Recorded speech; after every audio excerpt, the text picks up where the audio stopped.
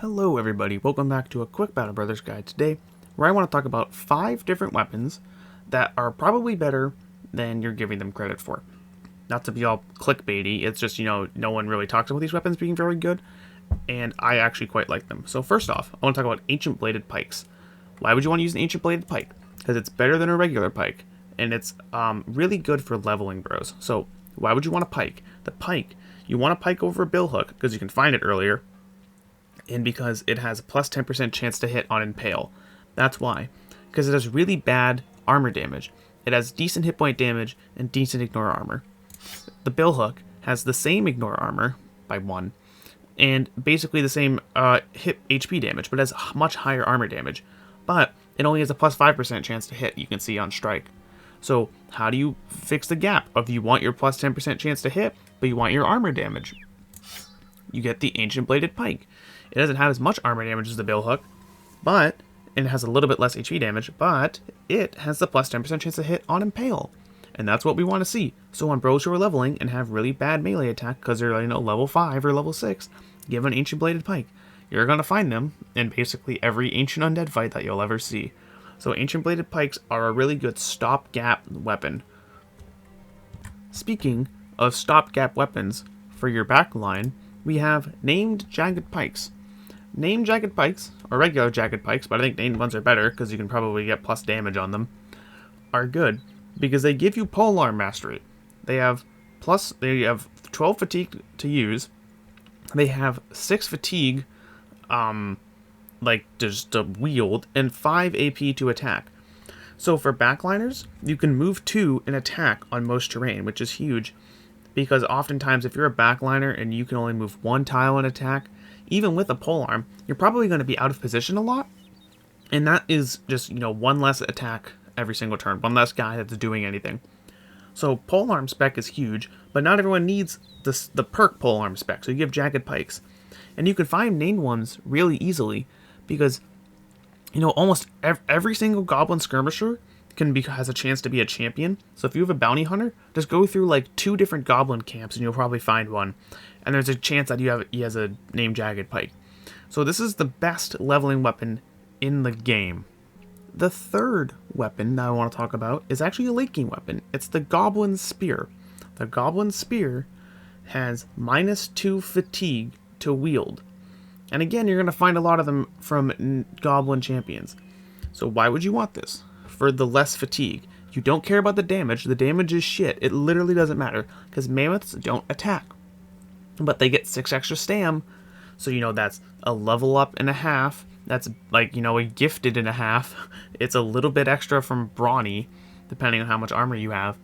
So, and on a guy who actually uses spears, someone who's maybe a spear duelist or whatever, I don't know, I don't make those, you wouldn't want to do this for the low durability and for the low damage. But on the mammoth, it's totally fine because you don't care about the damage anyway.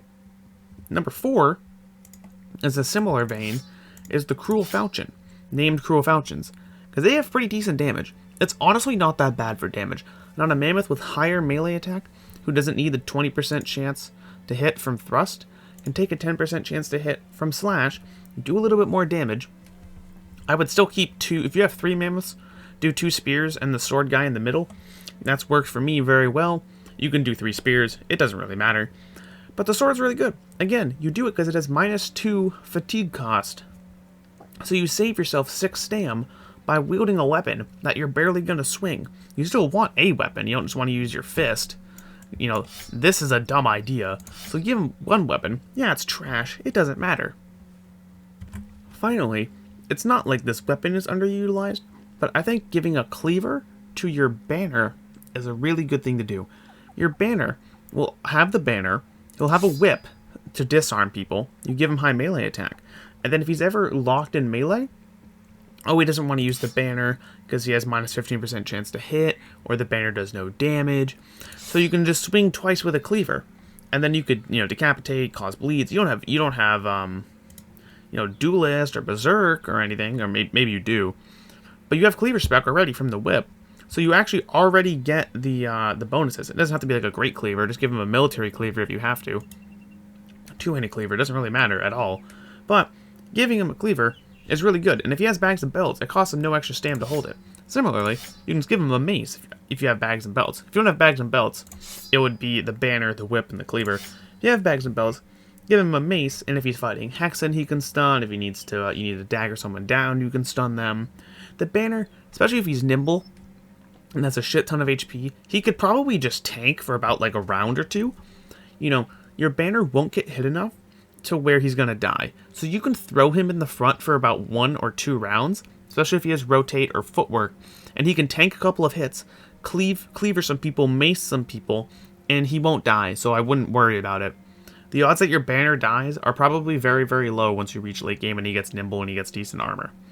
So, give him a cleaver, or give him a mace, give him some sort of weapon, so when he's not just disarming, because there's nothing dangerous, you can just kill. He's a pure killer. This especially works if you're running gladiators or lone wolf, because in those types of campaigns, you only have 12 dudes, and you want a banner, so you can't just, like, not bring the banner, you know what I mean?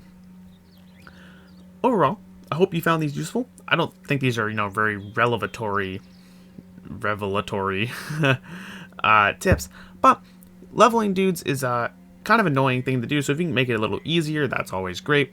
And the 6 stam on the mammoths, the goblin weapons on mammoths are actually, like, really, really huge. These are late game things, so good luck out there. Hope you found this useful, and I'll see you around. Peace.